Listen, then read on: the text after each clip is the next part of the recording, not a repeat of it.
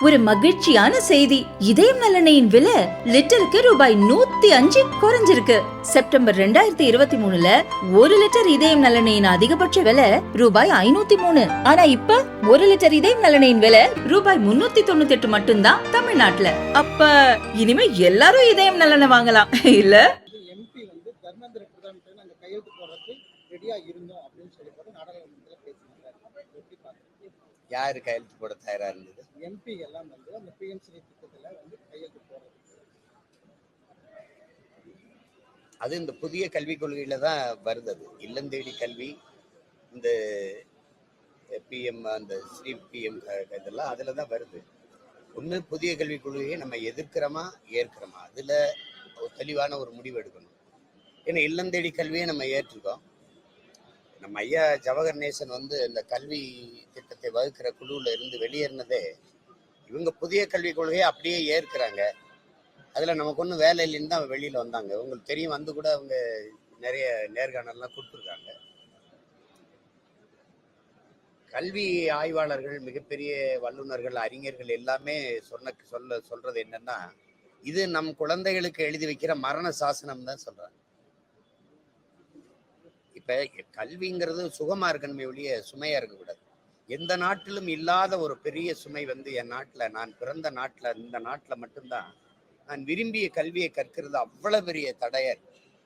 ஒரு மருத்துவம் படிக்கிறதோ அல்லது எதுவுமே, இப்ப மருத்துவத்திலே முதுகலை படிக்க மறுபடியும் ஒரு நீட் எழுத வேண்டியது, பிஜி படிக்க மறுபடியும் ஒரு நீட். அப்ப இந்த தேர்வு தான் ஒரு சிறந்த மாணவனை தேர்வு செய்யுங்கிற முறை எப்படி? மதிப்பெண்ணை வைத்து மனித அறிவை மதிப்பிடுவது சரியா இருக்குதான்னு முதல்ல பாருங்க.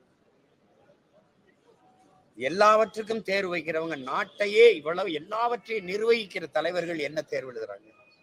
எந்த தகுதியும் இல்லாத ஒருவர் இந்த நாட்டை ஆளுகிற தகுதியை பெற்ற முடியும். ஆனா ஒரு வழக்கறிஞர் நீதிபதியாக தேர்வு எழுதணும், ஒரு காவல்துறை அதிகாரியாகவோ அல்லது மாவட்ட ஆட்சி பணிக்கோ இந்திய குடிமை பணிக்கு வரவோ தேர்வு எழுதணும். எல்லாவற்றுக்கும் தேர்வு தேர்வு தேர்வு. கல்வியிலே தலை சிறந்த நாடா இருக்கிற தென்கொரியா 8 வயதுலதான் பிள்ளைகளை முதல் வகுப்பிலே சேர்க்குது. நீங்க 8 வயதுல என் பிள்ளைகளை வந்து பொது தேர்வு எழுதுன்றீங்க. அந்த இடத்துல தோத்துருச்சுன்னா அது கல்விங்கிறது ஒரு எப்படி சொல்றது, ஒரு நஞ்சாயிராதா? அந்த பிஞ்சு நெஞ்சுக்குள்ள போய் பள்ளிக்கூடம்ங்கிறதே ஒரு கொலைக்களம் மாதிரி ஆயிராதா? எப்படி அது வரும் பள்ளிக்கூடத்துக்கு? நீங்க இப்ப பாக்குறீங்க, இப்ப இந்த ஆட்சியில நீங்க அது செய்தி ஆக்குறது இல்லை. இப்ப நீட்டு தேர்வு எழுதிட்டு தேர்ச்சி பெறுவோமோ இல்லையோங்கிற ஐயத்துல ஒரு தங்கச்சி இறந்திருக்கால இல்லையா? இறந்திருக்கால. அப்போ 12வது படிச்சுட்டு +2 தேர்ச்சி பெற்று வந்த பிள்ளைகளே இந்த நீட்டு தேர்வை எதிர்கொள்ள முடியாம மன முதிர்ச்சி இல்லாம இறந்து போறாங்க. 12வது தோற்று போறவங்க இறந்து போறாங்க. அப்ப அந்த மாதிரி ஒரு சமூக சூழல் வந்து தோல்வியை வந்து நீங்க தோல்வியை வெற்றியின் தாயின்னு நீங்க கற்பிச்சு கொடுக்கல. தோல்வியோட எல்லாம் முடிஞ்சிருச்சுன்னு இந்த சமூக கட்டமைப்பு வச்சுட்டு இது ரொம்ப கொடுமையா இருக்கு. அதுவே எவ்வளவு ஏமாற்றான ஒரு வார்த்தை தம்பி. நீங்க கல்வியை வியாபாரமாக்கிட்டு நீங்க சம கல்வி சம உரிமைன்னு பேசுறது நாங்க எப்படி எடுத்துக்கிறது? கல்வி சமமா இருக்கா? அது சம உரிமையில இருக்கா? ஏழைக்கு ஒரு கல்வி, பணக்காரனுக்கு ஒரு கல்வின்னு இருக்கா இல்லையா? அதான் கேள்வி. இருக்கா இல்லையா? பணம் இருந்தால் நீங்க நல்ல கல்வியை கற்கலாம். பணம் இருந்தால் நீங்க நீட்டு தேர்வு பயிற்சி பெற்று தேர்வு அந்த இதுக்கு பயிற்சி எடுத்துட்டு சிறப்பு பயிற்சி எடுத்து தேர்வு எழுதலாம். பணம் இல்லைன்னா எத்தனை பிள்ளைகள் படிக்க வசதி இல்லாம இடைநிறுத்தம் செஞ்சுட்டு போறாங்கிற ஆய்வு உங்ககிட்ட இருக்கா? அந்த கணக்கு இருக்கா? சொல்லுங்க. நீங்க முதல் தர ஆசிரியர்களை எங்க பணி நியமனம் செய்றீங்க? 2ஆம் தர ஆசிரியர் A grade, C grade, B கிரேடுங்கிறீங்களா? அதுல அந்த ஆசிரியர்களை எங்க பணி நியமனம் செய்றீங்க? நகர்ப்புறங்கள் இருக்கிற கல்வி கட்டமைப்பு சிற்றூர்கள் இருக்கா தம்பி? இருக்கா? இங்க கழிவறை இருக்கு, விளையாட்டு திடல் இருக்கு, கணிப்பொறி இருக்கு. அதெல்லாம் எங்க கிராமத்தில் இருக்கா? சொல்லுங்க. நான் பிறந்த ஊர்ல இருந்த பள்ளிக்கூடத்தை அது இடிஞ்சு வச்சு வாக்கு செலுத்த மட்டும்தான் வச்சிருந்தோம். நான் இடிச்சுட்டு கட்ட போறேன்னு அரசு தலையிட்டு கட்டுது. ஏன்னா என் சொந்த ஊர்னால அதை திருப்பி பேசுவாங்கிறதுனால கட்டுது. அப்படி எல்லா ஊர்லயும் ஒரு சீமான் இருக்கணுமா? இருந்தா தான் கட்டுவீங்களா? அப்ப நீங்க சம கல்விங்கிறது இருக்கா? நான் திரும்ப சொல்றேன். எங்க அம்மா 100 நாள் வேலைக்கு போறான், என் தங்கச்சி போறா, எங்க அக்கா போறா. அவ உப்புக்கு, ஊறுகாய்க்கு, பாலுக்கு, தயிருக்கு, அரிசிக்கு, பருப்புக்கு, எண்ணெய்க்கு என்ன சரக்கு மற்றும் சேவை வரி கட்டுறாலோ அதை தான் இந்த நாட்டுல அதானி அம்பானி மனைவிகளும் கட்டுறாங்க, அவங்க குடும்பத்திலும் கட்டுறாங்க. வரி இந்த நாட்டில் ஒன்னா இருக்கு, வாழ்க்கை தரம் ஒன்னா இருக்கா? ஒன்னா இருக்கா? இங்க எங்க சம உரிமை சம கல்வி எங்க இருக்கு? சம கல்வி சம உரிமை சட்டசபையில இருக்கு. இங்க பாருங்க, அமைச்சர் பெருமக்கள் படிக்கிற பள்ளி, அவங்க பெறுகிற கல்வியும் சாதாரண குடிமக்கள் பெறுகிற கல்வியும், இந்த நாட்டில் மிக உயர்ந்த பதவியில் இருக்கிற பெறுகிற மருத்துவமும் சாதாரண குடிமக்கள் பெறுகிற மருத்துவமும் சமமா இருக்கா தம்பி? எல்லாத்தையும் வியாபார பொருளாக்கிக்கிட்டு இதுல சம கல்வி சம உரிமை வெற்று வார்த்தைகளை வச்சு ஏமாத்திட்டு எத்தனை நாளைக்கு இப்படி பண்ணுவீங்க? எத்தனை நாளைக்கு பண்ணுவீங்க? சாதாரண சிற்றூர்ல ஒரு வசதியும் இல்லாத படிச்சு வர்றவனும் நகர்ப்புறத்துல படிச்சு வரணும் பொதுத்திறன் போற்றிய ஒன்னா பங்கேற்று வெற்றி பெறணுங்கிறது இது சம வாய்ப்பா? இது சம உரிமையா? இது சம கல்வியா? இதெல்லாம் கொடுமை. இது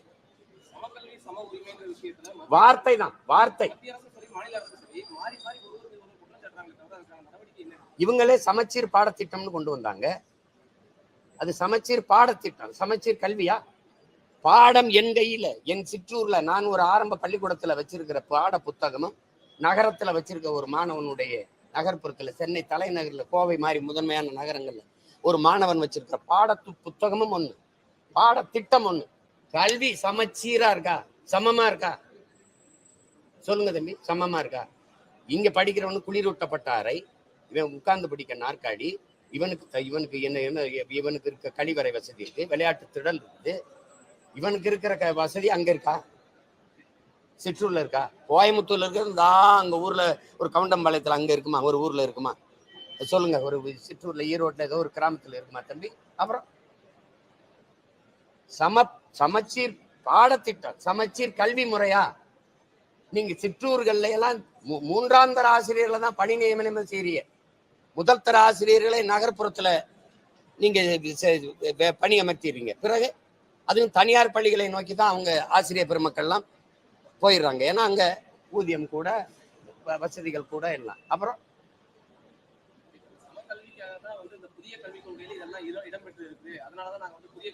இந்த கல்வி முறையில அதிகபட்ச கனவு ஆஸ்திரேலியா, அமெரிக்கா,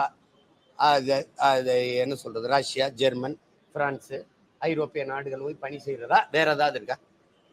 இந்த நாட்டின் கல்வியில் ஒரு மாணவனுடைய கனவு, என்னுடைய வகுப்பறையில் இருக்கிற ஒரு மாணவனுடைய கனவு, அமெரிக்க கனவு, ஆஸ்திரேலிய கனவு, பிரான்ஸ், ஜெர்மனி, சுவிட்சர்லாந்து கனவு, ஜப்பான் கனவு, ரஷ்ய கனவு இருக்கே ஒழிய இந்த நாட்டுல இருந்து இந்த பணியை செய்யணும்னு எந்த என்னுடைய பிள்ளைகளுக்கு, எந்த பிள்ளைக்கு கனவு? ஆனால் உலகத்தில் இது எந்த நாட்டு மாணவனுக்கு இந்திய கனவை நீங்க ஏற்படுத்திருக்கீங்க? நான் கேட்கறதுக்கு பதில் சொல்லணும். ரஷ்யால பயிலுகிற ரஷ்ய மாணவன் ஒருவனுக்கு இந்திய நாட்டு கனவு இருக்கா? அமெரிக்கால இந்த நாட்டுல படிக்கிற எல்லாருக்குமே அயல்நாட்டு கனவு தான். அதுதான் கல்வியின் இலக்கு. இது சமச்சீர் சம உரிமை. சொல்லுங்க. அறிவார்ந்த நீங்க மருத்துவர், அறிவார்ந்த பொறியாளர் எல்லாரையும் தயாரிச்சு வேற நாட்டுல இறக்கி விட்டுறீங்க. இந்த நாடு சிறந்த மருத்துவம் அமெரிக்காவில் போய் பார்க்கணும், சிறந்த மருத்துவம் லண்டனுக்கு போகணும். முதலமைச்சருக்கு முடியலையா? இல்ல பிரதமருக்கு முடியலையா? அமெரிக்கா போய் வைத்தியம் பார்த்து வரணும். சொல்லுங்க, நீங்க சொல்லுங்க. தம்பி, விளையாட்டு வீரர் யுவராஜுக்கு புற்றுநோய், அம்மையார் அன்னை இந்திரா காந்தி அம்மையாருக்கு புற்றுநோய், வெளிநாட்டுல மருத்துவம் பார்த்து வந்துட்டீங்க. எங்க அம்மாவுக்கு புற்றுநோய், நான் எங்க போய் பார்க்கறது? கேள்விக்கு பதில் இருக்கா? இப்ப நீங்க இங்க இருக்கிற முதல்வர் இவங்கள பெருமக்களுக்கு எல்லாம் உடல்நிலை சரியில்லை, சிங்கப்பூருக்கு போயிடுறாங்க. இங்க அப்போலோல வச்சு பார்த்தாலும் சிங்கப்பூர்ல இருந்து மருத்துவர் வராங்க. சிங்கப்பூருக்கு பயணம் பண்ணி போக முடியல, அதனால இங்க மருத்துவர் இங்க வந்துடுறாரு பயணம் பண்ணி. எங்க தாய் தந்தை இருக்கு, எங்க ஊர்ல இருக்கு, எங்க ஆத்தால பையன் தாத்தம்பாட்டிக்கு முடியல, என்ன பண்ணலாம்? வசதி இருக்கிறவன் உயர்ந்த அப்பலோ, காவேரி, ராமச்சந்திரா மருத்துவமனையில படுத்து மருத்துவம் பார்த்துக்கிற முடியும். வசதி இல்லாம பாடையை கட்டி நேரம் சுடுகாட்டில் போய் படுக்க முடியும். வேற ஏதாவது வாய்ப்பு இருக்கா?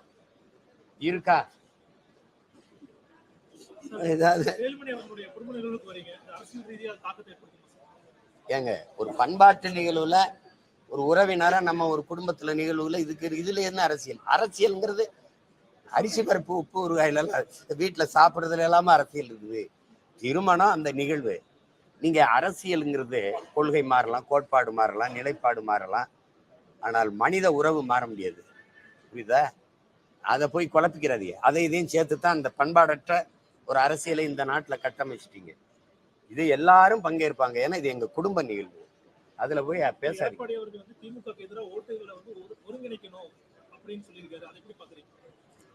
அதை நான் வரவேற்கிறேன். அவர் ஒருங்கிணைச்சா அதுல நான் மகிழ்ச்சி அடைவேன். என்னுடைய பங்கு இதுல முதன்மையான பங்கா இருக்கும். எல்லாரும் ஒன்னா நிப்பாங்க, நான் மட்டும் ஒன்னா தனியா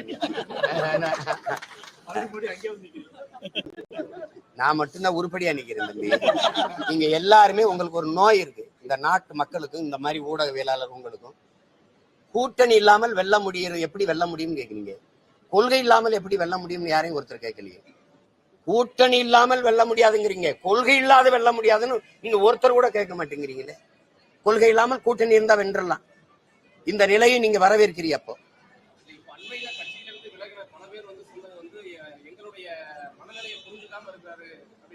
இந்த மனநிலை என்ன நீங்க சொல்லுங்க. மனநிலை என்ன?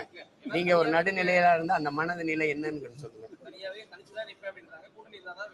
அதுதான் இப்ப நீங்க போயிட்டீங்கல்ல, போய் கூட்டணியில வச்சு போங்க. கூட்டணி வைக்கிறவங்களோட போய் சேர்ந்து நீங்க சட்டமன்றம் பாராளுமன்றத்துக்கு போய் சாதிங்க. முழு சுதந்திரம் அந்த கட்சியில இருக்கு தம்பி. இங்க நிக்கிற எல்லாத்தையும் கேட்டு பாருங்க. இருக்கலாம், போகலாம். யாருக்கு கையில கால சங்கிலி போட்டு பூட்டி வைக்கல. முழு சுதந்திரம் இந்த கட்சியில இருக்குது. நீங்க போகலாம், போய் சாதிச்சவங்களும் சொல்லுங்க. கூட்டணி வச்சு வென்று போய் சட்டசபைகளையும் பாராளுமன்றத்துக்குள்ளே இருந்தவர்கள் சாதிச்ச ஒன்றை சொல்லுங்க, நான் கூட்டணி வைக்கிறேன். கேட்டியல்ல, நீங்க கேட்டியல்ல, அண்ணன் பதில் சொன்னல. இப்ப நான் கேட்க சொல்றேன். கூட்டணியில உள்ள இருக்காங்கல்ல, கூட்டணி வச்சு வென்று போன சட்டமன்ற உறுப்பினர்கள் இல்ல பாராளுமன்ற உறுப்பினர்கள் சாதிச்ச ஒன்று சொல்ல. 39 நாடாளுமன்ற உறுப்பினர்கள் போன முறை, இந்த முறை 40 நாடாளுமன்ற உறுப்பினர் இந்த முறை. சரி, தகுதி சீரமைப்பு. இதை நாடாளுமன்றத்துல நீங்க 40 உறுப்பினர்கள் வச்சிருக்கிறவங்க சண்டையை போட்டு நிறுத்தணுமா? இங்க உட்காந்துட்டு அனைத்து கட்சி கூட்டத்தை போடணுமா? நான் கேட்கறதுக்கு பதில். நீங்க எது ஒன்றுக்குமே எனக்கு பணம் தரல நான் எப்படி சம்பளம் கொடுக்கறதுன்னா, டாஸ்மார்க்ல மட்டும் 1 லட்சம் கோடி 3 ஆண்டுல அடிச்சிருக்கீங்கன்றான். நானா சொல்றேன்? எதையாவது இது கக்குசு கழுவுறதுக்கு 450 கோடி அங்க ஏங்க? இதெல்லாம் ஒரு இந்த கக்குசுலே வச்சு புதைக்கணும்ங்க இவங்கள. ஐயா படிக்கும் போது ஏன்டா கக்குசு கழுவ, சரி கழுவியாவது விட்டியலாடா.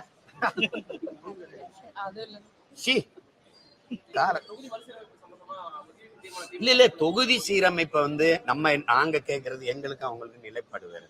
தொகுதி சீரமைப்பு 2023லயே நான் அதை ஏற்று பேசல. தொடக்கும் போதே இப்ப இவங்க தேர்தலுக்காக பேசுறாங்க. அனைத்து கட்சி கூட்டம் போட்டு பேச வேண்டிய 1000 பிரச்சனை இருக்கு. தினம் என் மீனவன் கைது பண்ணப்படுறான், அதான் இங்க பேசல.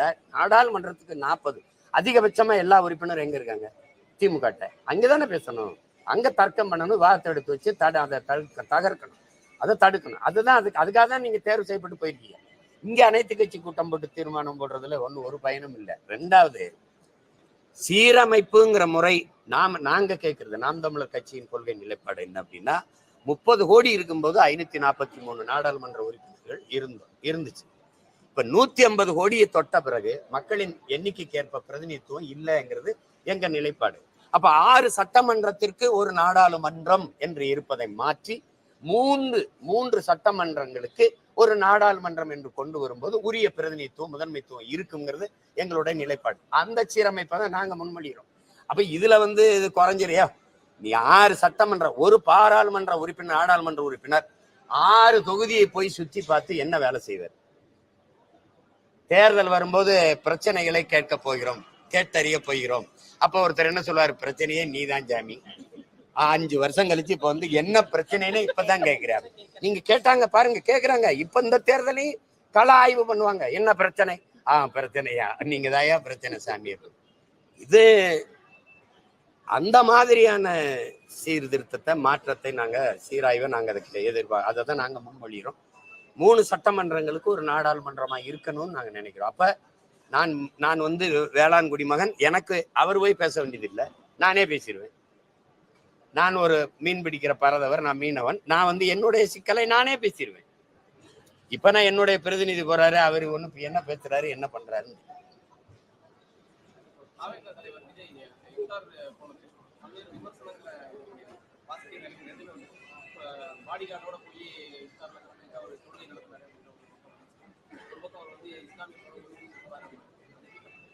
இல்ல அதாவது அவங்களுடைய முடிவு. நாங்க அதை அந்த மாதிரி செய்யறதுல எனக்கு சொந்தக்காரர்கள் நிறைய இஸ்லாத்துல இருக்கிறாங்க. இதுல நான் சுரங்கங்கள எங்க மச்சான், அதெல்லாம் எனக்கு நோன்பு கஞ்சி கூட வீட்டுக்கு தான் அனுப்பி வைப்பாங்க. அவங்களுக்கு தெரியும் அந்த ஒரு நாள் தொப்பியை போட்டு நான் வேடம் போடுறது அது இல்லை. உங்களுக்கு ஒரு நாள் இஸ்லாமிய இல்லை. நான் என் மக்களின் உணவுக்கானவன் இல்லை, அவங்க உணர்வுக்கானவன், உரிமைக்கானவன், உயிரானவன். அதனால அந்த நெத்தியில திருநீரை வச்சுக்கிட்டு தொப்பியை போட்டு நோம்பு கஞ்சி குடிச்சாலாம் இருக்கு, காட்டவா? அது தம்பி அதை விரும்புறாரு, செய்யறாரு. அதுல போய் விமர்சிச்சுக்கிட்டு இருக்க வேண்டியதில்ல, அது அவருடைய. அதனால அவர் இப்தார் விருந்துல தொப்பியை போட்டு பங்கேற்றதுனால தானே இந்த விலைவாசி ஏறிடுச்சு. அதனாலதான் நாட்டுல இவ்வளவு பிரச்சனை, அதனாலதான் அடிக்கடி மின்தடை ஏற்படுதுன்னு சொன்னீங்கன்னா விவாதிக்கலாம். அதனால யாருக்கு எந்த பாதிப்பும் இல்லை. போனாரு, சாப்பிட்டாரு, போயிட்டாரு. அவர் விருப்பம். நாட்டுக்கும் மக்களுக்கும் அதனால என்ன பிரச்சனை, அதனால வந்த தீங்கு என்ன? ஒண்ணும் இல்ல, விட்டுருங்க.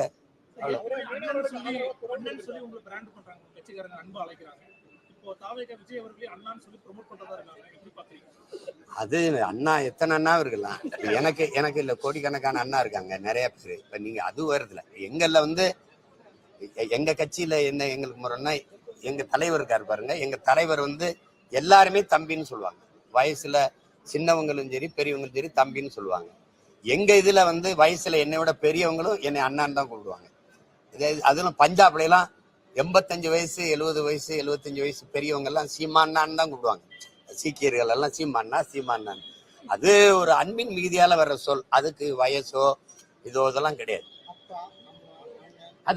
அது இதயத்தின் அடித்தளத்திலிருந்து அன்பின் மிகுதியில வரக்கூடிய சொல்.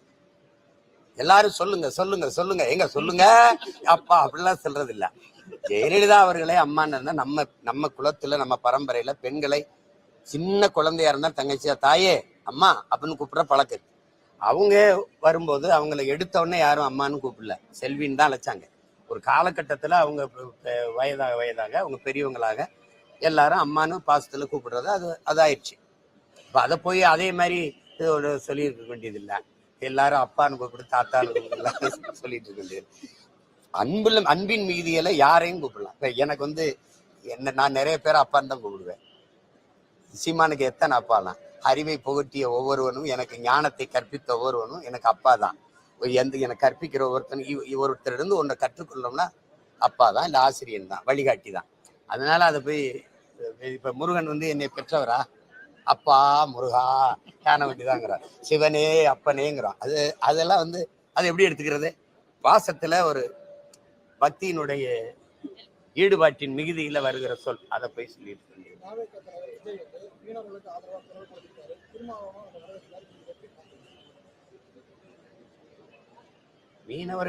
மீனவர்களுக்கு ஆதரவா குரல் கொடுக்கறத யார் வேணான்னு சொல்லுவா? இதெல்லாம் ஒரு கேள்வி. வரவேற்கிறீங்களா? நான் எதிர்ப்பமா என்ன? வரவேற்போம்.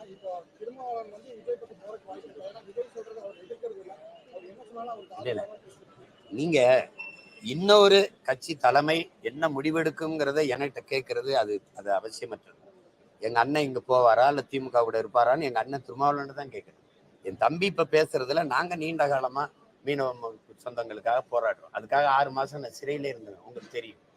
இப்ப தொடர்ச்சியா இன்னைக்கு வரைக்கும் கைது. இன்றும் ராமேஸ்வரத்துல மீனவர்கள் போராட்டம். நாங்க 22ஆம் தேதி பெரிய கண்டன ஆர்ப்பாட்டத்தை வச்சிருக்கோம். தொடர் கைதை நீங்க வந்து தடுக்கணும் அப்படின்னு. அதுக்கு ஆதரவா ஒரு கூடுதலா ஒரு வலிமையான குரல் வரும்போது வரவேற்கத்தான் செய்யணும். அதை போய் அதை ஏற்காம எப்படி எதிர்க்க முடியும்?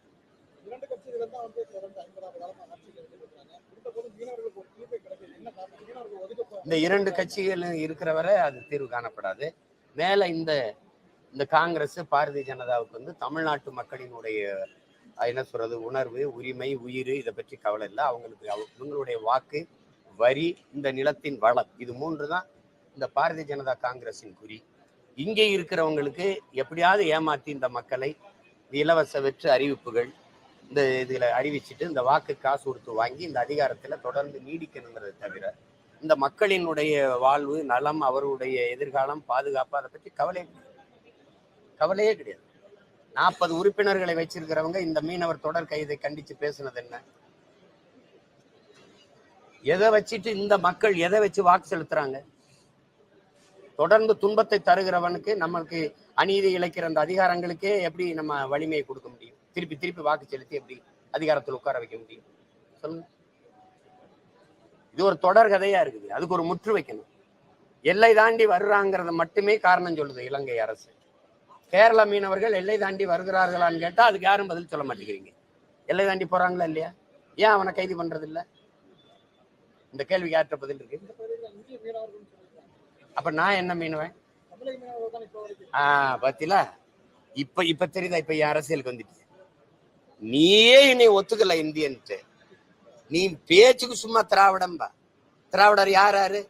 ஆந்திராவில் வாழுகிறவர், கர்நாடகாவில் வாழுகிறவர், கேரளா வாழுகிறவர்லாம் ஆந்திரா, தெலுங்கு. திராவிடர்னா திராவிட சகோதரனை தொடர்ச்சியா சிங்களம் கைது செய்யறானே, இந்த திராவிட இனத்தை கொன்று குவிச்சானே, அப்பெல்லாம் நீங்க குரல் எழுப்பவே இல்லையே.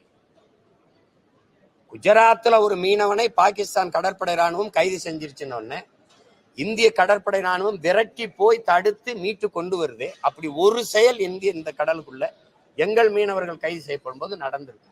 அதே கடற்படை ராணுவம் நிக்குது இல்லை. ஏன்னா சாபவன் தமிழன்னா சகித்து கொள்ளலாம்ங்கிறது இவங்க நிலைமை. ஏன்னா அவனுக்குன்று இங்க தலைவன் இல்லை. அவனுக்கு ஒன்றுனா துடிக்கிறதுக்கு இங்க ஒரு அவன் சொந்த ரத்தம் இல்லை. அதனால இங்க வர பிரச்சனை.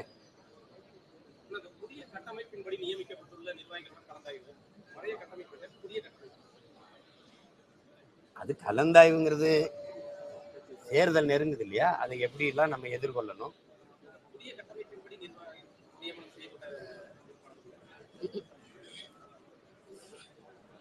எங்களுக்கு எங்களுடைய பலம் எது பலகீனம் எதுன்னு எங்களுக்கு தெரியுது. எங்களுக்கு இப்ப நீங்க இதை கேட்குறீங்க, இது எல்லாத்தையும் போடுவீங்களான்னு தெரியாது. தேர்தல் நேரத்துல நான் போட்டியிடுறதே நாங்க போட்டியிடுறத சொல்ல மாட்டீங்க. ரெண்டாவது மற்றும் பலர்ல தான் நாங்க ரொம்ப நாளா இருக்கிறோம், இன்னும் இருக்கோம். நாங்க ஒரு ஜூனியர் ஆர்டிஸ்ட் தான். அப்ப அந்த நிலையில எங்களுக்கு ஊடக ஆதரவு இல்லை. அப்ப நாங்களே ஊடகமா மாறணும். ஒன்று, எங்களுக்கு பணம் இல்லை, பொருளாதாரம் இல்லை. நீங்க ஓட்டுக்கு 1000 2000 நீங்க இந்த தேர்தல் வரும்போது குடும்ப தலைவிக்கு 1000 கொடுத்து வாக்க வாங்கினீங்க, இப்ப 2000 கொடுப்பீங்கன்னு சொல்லுவீங்க. இப்படி பல இதுகளை நீங்க செய்வீங்க. எங்ககிட்ட அது இல்லை. அப்ப இந்த மிக்சி தாரம், கிரைண்டர் தாரம், மூக்குத்தி தாரம், கொலுசு தாரம், தோடு தொங்கட்டான் தாரம் அப்படிலாம் சொல்லி எங்களால வாக்கு சேரிக்க முடியாது. ஆனா இந்த அநீதியை வீழ்த்த ஒண்ணுதான் செய்ய முடியும், படை வலிமையால் முடியும். அப்ப படையை பெருக்கு, தடையை நொறுக்கு, இனத்தின் விடுதலையை இறுதி இலக்கு, எளிய சுமை இனிய பயணம், வேலையை சிறிதாக்கு, வெற்றியை எளிதாக்கு. இது எங்க கோட்பாடு. அப்ப பிரிச்சு வேலைகளை சிறிதாக்கி கொண்டு எப்படி இந்த தேர்தலை எதிர்கொள்றது? நாங்க வளர்கிறோம்னே சொல்ல முடியாதுல்ல. நான் வளர்கிறேன் மம்மின்னு கம்ப்ளைண்ட் பாய் மாதிரி சொல்ல முடியாது. வளர்ந்து விட்டேன் அப்படின்னு சொல்லணும்.